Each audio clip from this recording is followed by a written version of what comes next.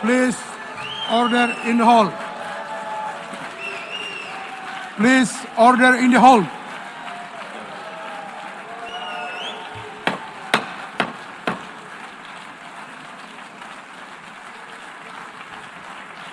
Please, order in the hall.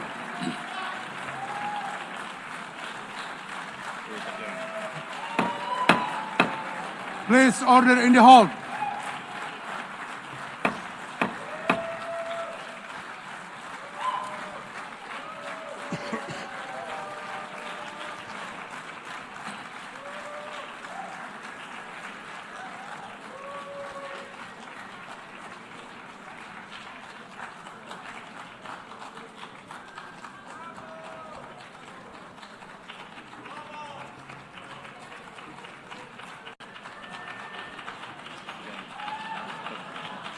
Please order in the hall and please be seated.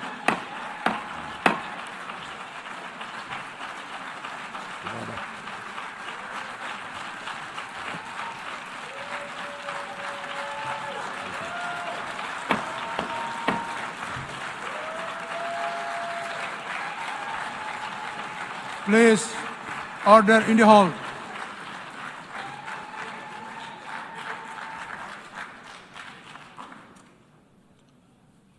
Mr. President,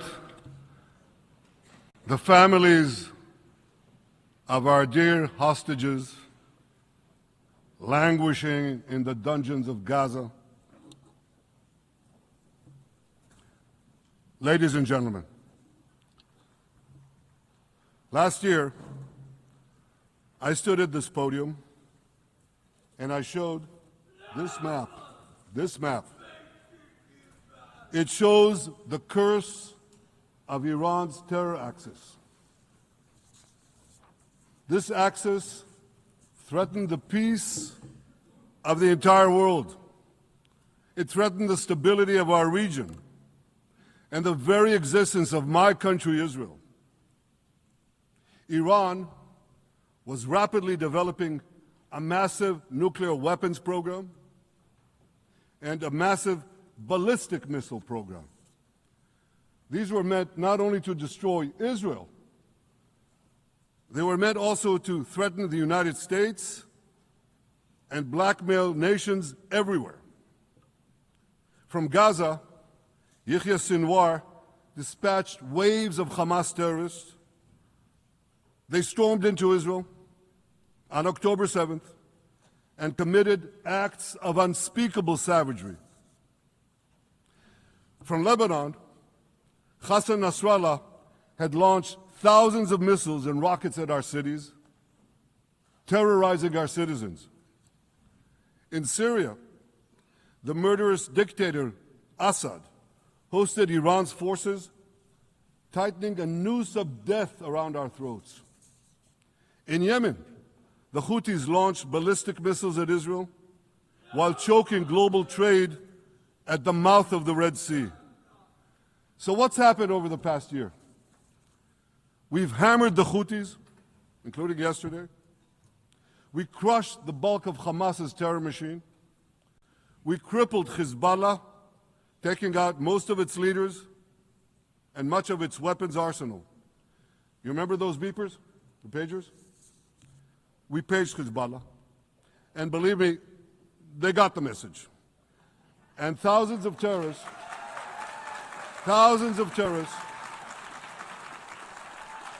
dropped to the ground. We destroyed Assad's armaments in Syria. We deterred Iran's Shiite militias in Iraq. And most importantly, and above anything else that I could say to you or that we did in this past year, in this past decade, we devastated Iran's atomic weapons and ballistic missiles programs.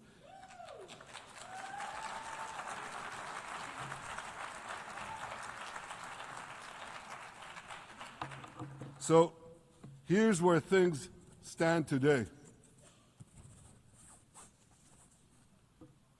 Half the Houthi leadership in Yemen, gone. Yahya Sinwar in Gaza, gone. Hassan Nasrallah in Lebanon, gone. The Assad regime in Syria, gone. Those militias in Iraq, well, they're still deterred. And their leaders, if they attack Israel, will also be gone. And for Iran's top military commanders and its top atomic bomb scientists, well, they're gone too.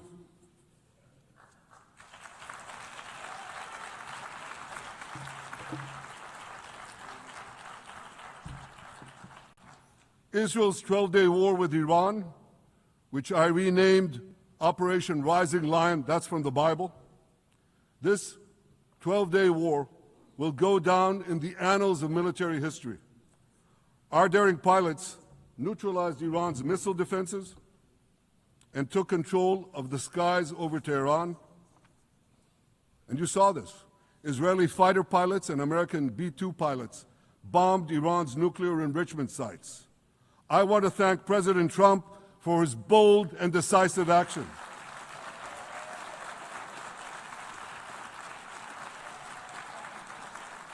President Trump and I promised to prevent Iran from developing nuclear weapons, and we delivered on that promise.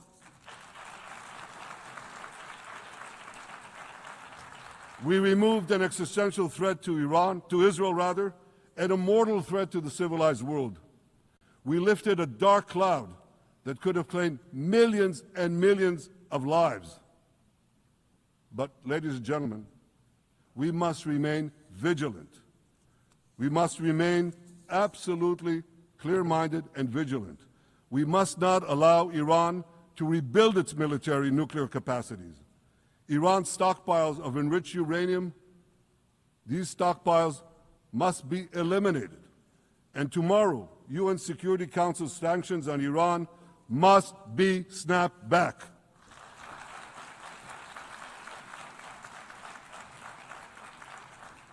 Thanks to the resolve of our people, the courage of our soldiers, and the bold decisions we took, Israel rebounded from its darkest day to deliver one of the most stunning military comebacks in history.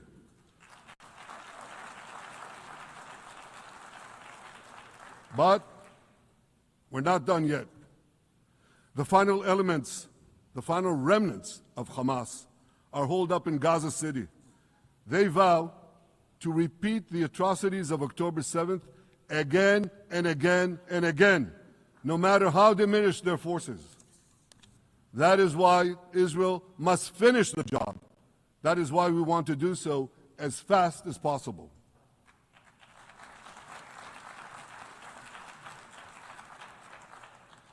Ladies and gentlemen, much of the world no longer remembers October 7th.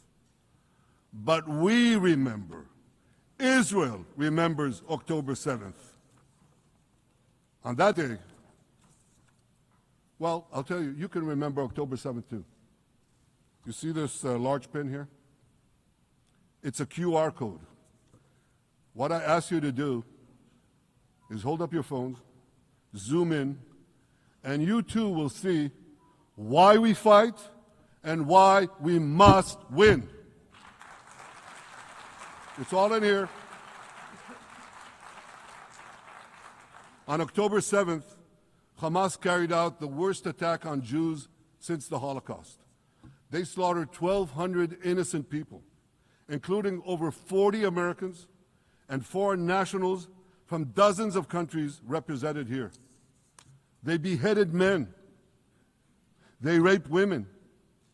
They burnt babies alive. They burnt babies alive in front of their parents. What monsters. And these monsters took more than 250 people hostage.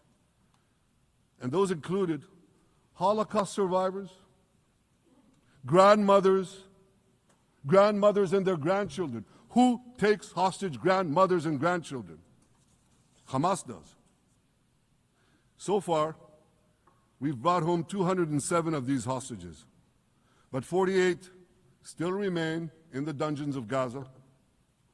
20 of them are alive, starved, tortured, deprived of any daylight, deprived of humanity. These are the names of the 20 living hostages. Matan Angrest, Gali and Zerv Berman, brothers, Elkanah Buchbot, Rom Braslavsky, Nimrod Cohen, Ariel and David Cunyo, another pair of brothers, Guy Gilboa Dalal, Eviatar David. You saw the picture of Eviatar David, emaciated, forced to dig his own grave. Maxim Herkin, Eitan Horn, Segev Kalfon, Bar Kuperstein, Omri Meran, Eitan Moore, Yosef Chaim Ochana, Alon Ohel, Avinatam Or, and Matan Tsengarker. Now, ladies and gentlemen, I want to do something I've never done before. I want to speak from this forum directly to those hostages through loudspeakers. I've surrounded Gaza with massive loudspeakers connected to this microphone in the hope that our dear hostages will hear my message. And I'll say it first in Hebrew and then in English. אחינו הגיבורים, מדבר ראש הממשלה בנימין נתניהו. אני פונה עליכם מעל בימת האו"ם. לא שכחנו אתכם, אפילו לא לשנייה. העם כולו איתכם, ואנחנו לא נשקוט ולא נרפה עד שנחזיר את כולכם הביתה, החיים והחללים כאחד.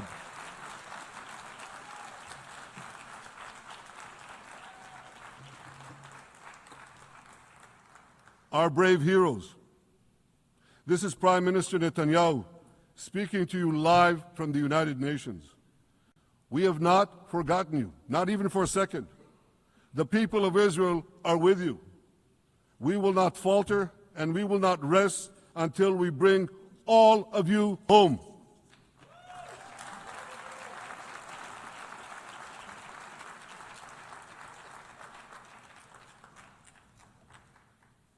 Ladies and gentlemen, thanks to special efforts by Israeli intelligence, my words are now also being carried. They're streamed live to the cell phones of Gazans. So to the remaining Hamas leaders and to the jailers of our hostages, I now say, lay down your arms. Let my people go. Free the hostages, all of them, the whole 48. Free the hostages now.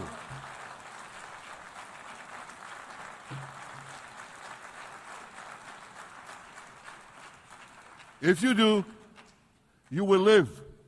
If you don't, Israel will hunt you down. Ladies and gentlemen,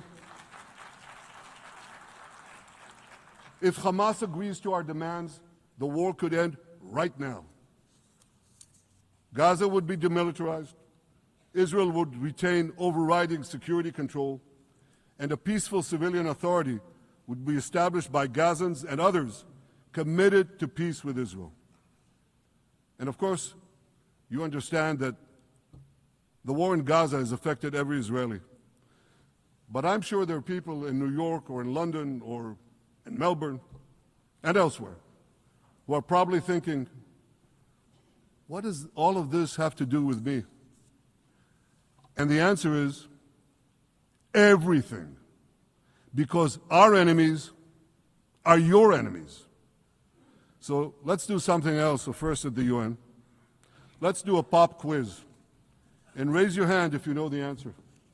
Here's the first question. Who shouts death to America? Is it A, Iran, B, Hamas, C, Hezbollah, D, the Houthis, or E, all of the above? All of the above. Correct. All of the above. Second question. Who has murdered Americans and Europeans in cold blood? Is it A, Al-Qaeda, B, Hamas, C, Hezbollah, D, Iran, or E, All of the above. Correct. Again. So here's the point I wanted to make. Our enemies hate all of us with equal venom. They want to drag the modern world back to the past, to a dark age of violence, fanaticism, and terror. I think many of you are already feeling in your own societies the radical Islamist surge. You know, I'm sure you do, you know deep down that Israel is fighting your fight. So I want to tell you a secret. Behind closed doors, many of the leaders who publicly condemn us privately thank us. They tell me how much they value Israel's superb intelligence services that have prevented time and again terrorist attacks in their capitals, time and again saving countless lives.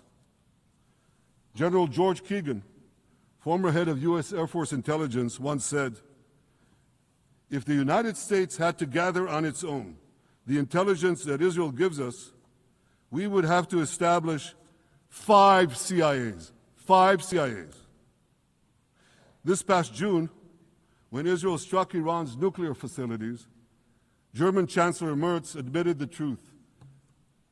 He said, Israel is doing the dirty work for all of us. President Trump understands better than any other leader that Israel and America face a common threat.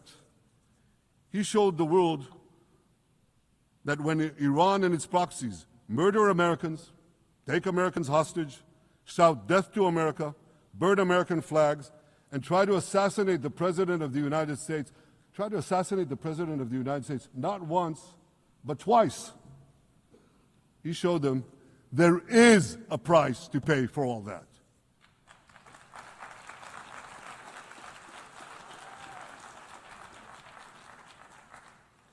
But regrettably, many leaders who are represented in this hall, they send a very different message. Sure, in the days immediately following October 7th, many of them supported Israel. But that support quickly evaporated when Israel did what any self-respecting nation would do in the wake of such a savage attack. We fought back. Now just imagine, just sit back for a second and imagine an attack against America proportioned to the attack against Israel on October 7th. Imagine a regime, a terror regime, dispatching thousands of terrorists to invade the United States. They massacre 40,000 Americans. They take 10,000 Americans hostage. What do you think America would do? You think America would leave that regime standing? You don't think that. No way, not a chance. The United States would wipe out that terror regime and ensure that such savagery would never threaten America again. This is precisely what Israel is doing in Gaza. We're wiping out the terror regime of Hamas and ensuring that this savagery will never threaten Israel again. That's what we are doing. That's what any self-respecting government would do.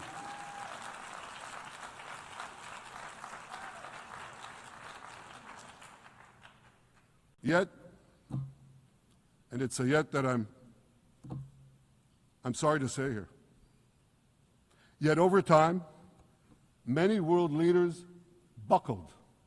They buckled under the pressure of a biased media, radical Islamist constituencies, and anti-Semitic mobs.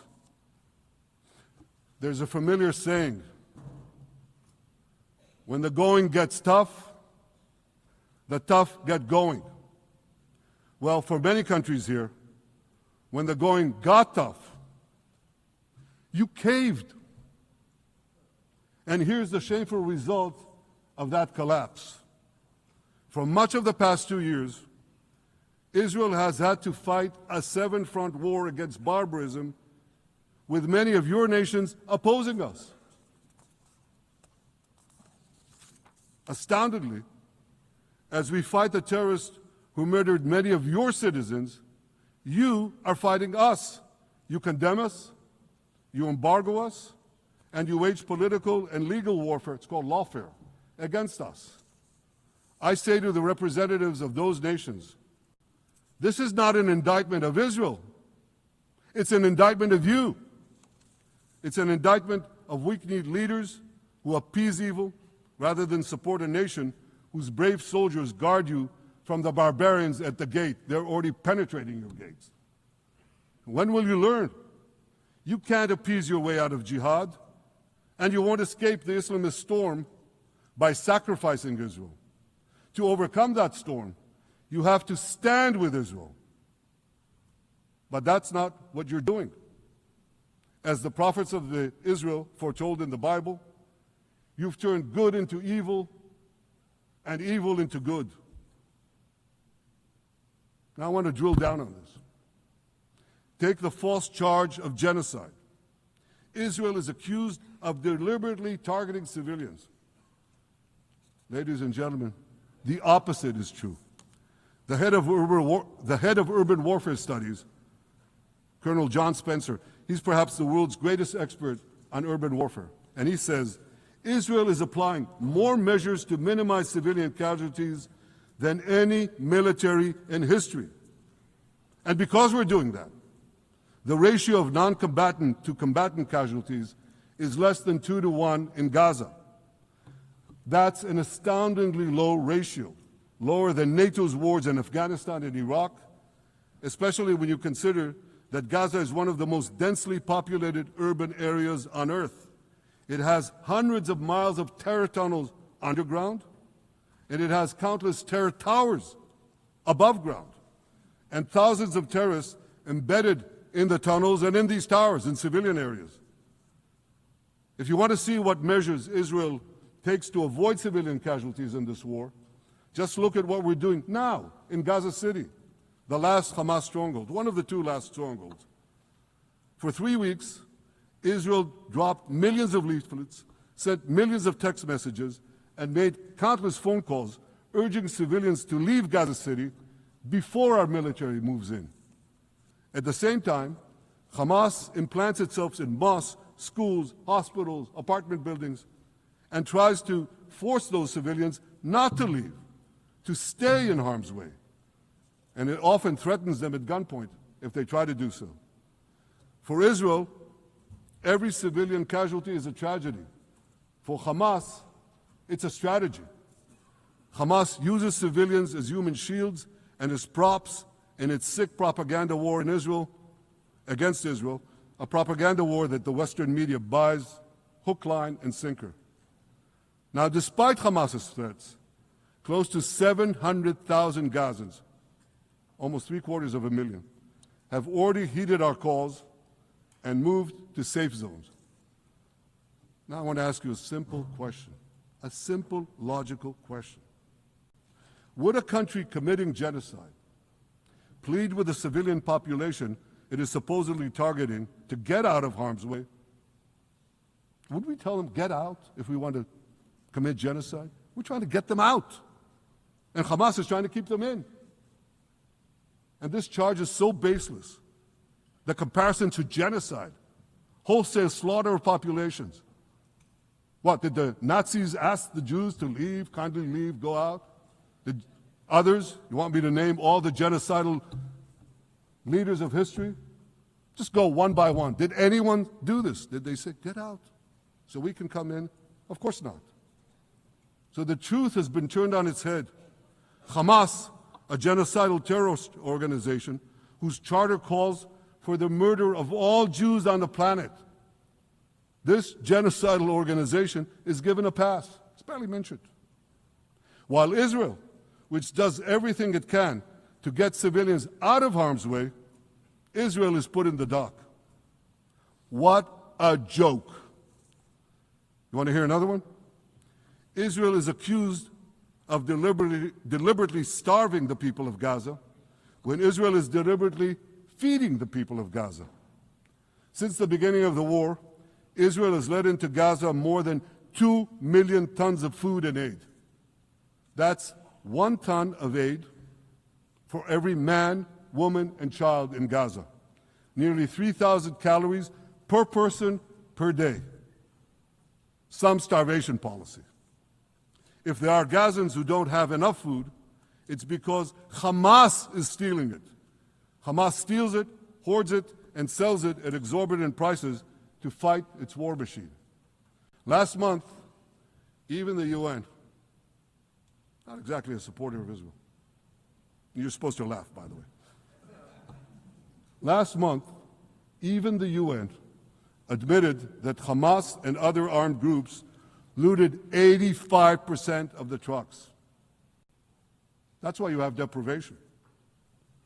Those who peddled the blood libels of genocide and starvation against Israel are no better than those who peddled blood libels against the Jews in the Middle Ages when they falsely accused us of poisoning wells, spreading plague, and using the blood of children to bake Passover matzahs. Anti-Semitism dies hard. In fact, it doesn't die at all. It just keeps coming back with its libelous lies, refurbished, regurgitated over and over again. And I want to tell you something else. These anti-Semitic lies, they have consequences. In recent months, Jews have been assaulted in Canada, Australia, Britain, France, the Netherlands, and elsewhere. Here in America, an elderly Holocaust survivor was burned to death in Colorado. And a beautiful young couple from the Israeli embassy in Washington was brutally gunned down right in front of the Holocaust Museum there. Thankfully, President Trump's administration is forcefully fighting the scourge of anti-Semitism, and every government here should follow its lead. But instead, many do the opposite. They actually reward the worst anti-Semites on earth. This week, the leaders of France, Britain, Australia, Canada, and other countries unconditionally recognized a Palestinian state. They did so after the horrors committed by Hamas on October 7th. Horrors praised on that day by nearly 90% of the Palestinian population. So let me say that again. Nearly 90% of Palestinians supported the attack on October 7th. It's not supported only, they celebrated it. They danced on the rooftops. They threw candies. That's both in Gaza and in Judea, Samaria, the West Bank, as you call it. And it's just the way they celebrated another horror, 9/11. They danced on the rooftops. They cheered. They threw candy. You know what message the leaders who recognized the Palestinian state this week sent to the Palestinians? It's a very clear message. Murdering Jews pays off. Well, I have a message for these leaders. When the most savage terrorists on earth are effusively praising your decision, you didn't do something right. You did something wrong, horribly wrong. Your disgraceful decision will encourage terrorism against Jews and against innocent people everywhere. It will be a mark of shame on all of you. But wait a minute, Mr. Prime Minister, they tell me. Wait a minute. We believe in a two-state solution where the Jewish state of Israel will live side by side in peace with the Palestinian state.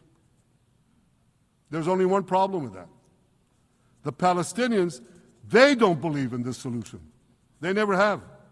They don't want a state next to Israel. They want a Palestinian state instead of Israel.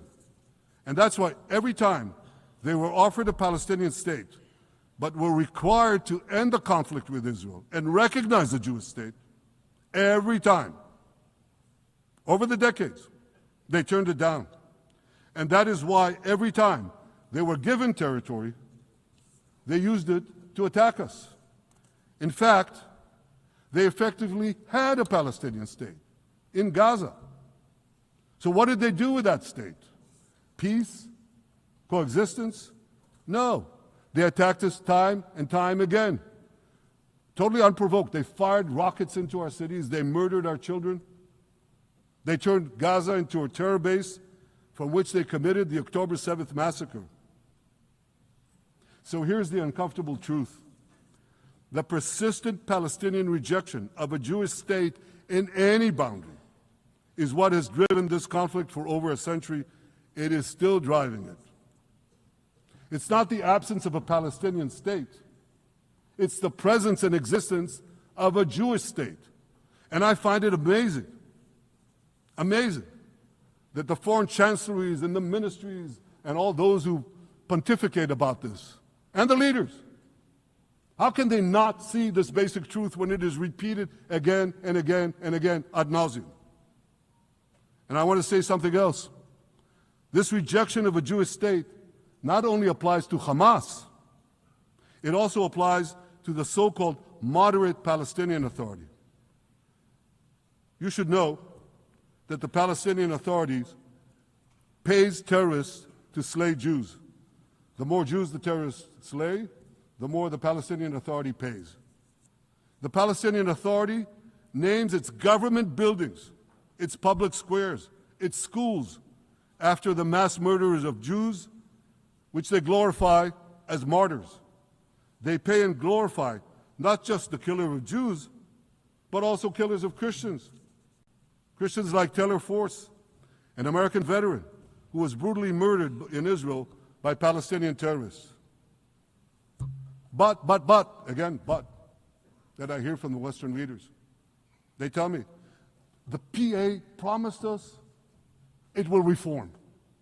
And I know this time, Prime Minister, it will be different. Yeah, right. We've heard these promises for decades. They always promise. They never deliver. Because you see, the Palestinian Authority is corrupt to the core. They haven't held elections in 20 years. They use the same textbooks as Hamas, exactly the same textbooks. They teach their children to hate Jews and destroy the Jewish state. And Christians don't fare much better. When Bethlehem, the birthplace of Jesus, was under Israeli control, 80% of its residents were Christians. But since the PA took control, that number has dwindled to under 20%. These are the people you want to give a state to? What you're doing is giving the ultimate reward to intolerant fanatics who perpetrated and supported the October 7th massacre. Giving the Palestinians a state 1 mile from Jerusalem after October 7th is like giving Al-Qaeda a state 1 mile from New York City after September 11th. This is sheer madness. It's insane, and we won't do it.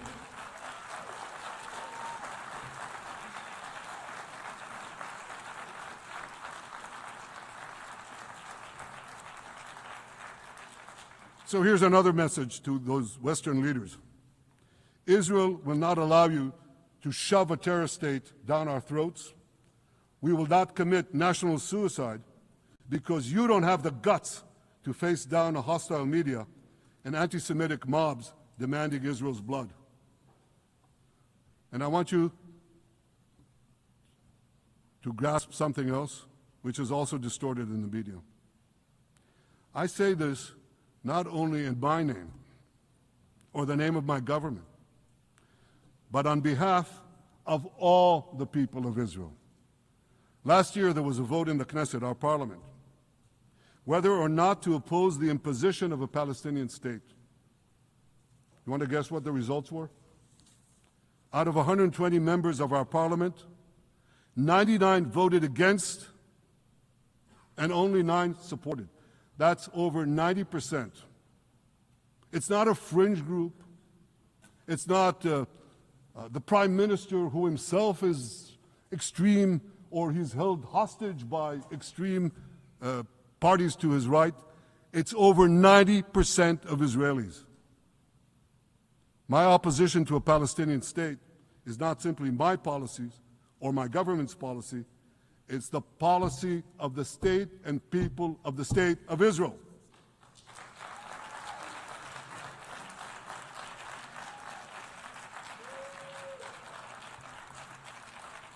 Western leaders may have buckled under the pressure. And I guarantee you one thing, Israel won't. Israel's victories over the Iranian... Thank you, I know you won't too, that's good. Israel's victories over the Iranian terror axis have opened up possibilities for peace that were unthinkable 2 years ago. Take Syria. For decades, the very idea of peace between Israel and Syria seemed unimaginable. Well, no more. Today, we have begun serious negotiations with the new Syrian government. I believe an agreement can be reached that respects Syria's sovereignty and protects both Israeli security and the security of the minorities in the region, including the Druze minority. From the founding of Israel, Jews and Druze have been brothers in arms. We have fought together, we've bled together, we built our lives together. When I was a young commander in Israel's Special Forces, my own life was saved by the invaluable advice given to me by a great friend, Salim Shufi, a heroic Druze IDF veteran. And that's why I couldn't sit idly by, nor could Israel sit idly by, while the Druze were being slaughtered by jihadists. And I instructed our forces to stop the massacre, which they promptly did. Peace between Israel and Lebanon is possible as well. I call on the Lebanese government to also begin direct negotiations with Israel. I commend it for its declared aim to disarm Hezbollah.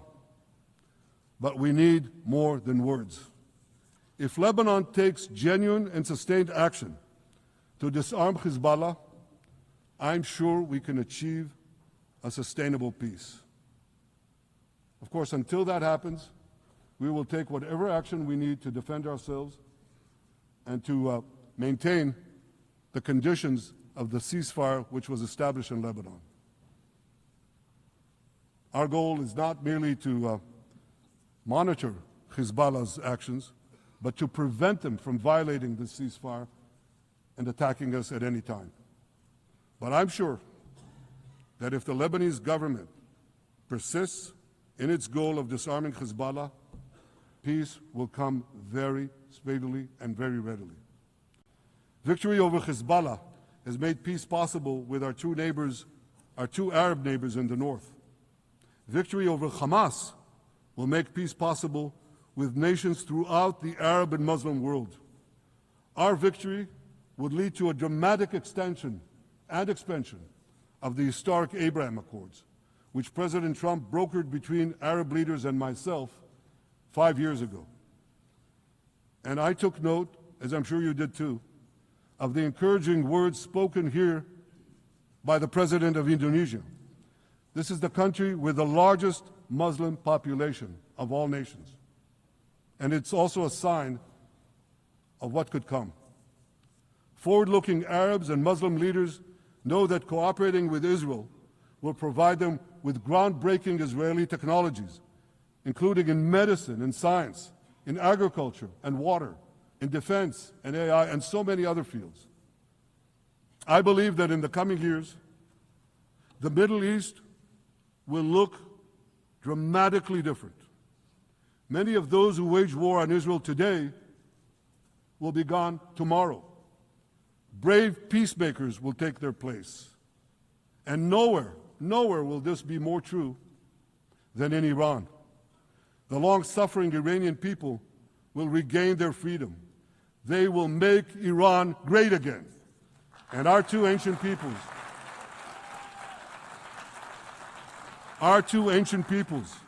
the people of Israel and the people of Iran, will restore a friendship that will benefit the entire world. Ladies and gentlemen, the horrors that happened on one dark day, October 7th, those horrors happened countless times during the centuries of my people's exiles among the nations. Jewish blood was cheap. Jews were killed with impunity. We had to beg others to defend us. The rise of Israel did not mean that the attempts to destroy us would end. It meant that we could fight back against those attempts. And that is exactly what Israel has done since October 7th. Our sons and daughters fought like lions.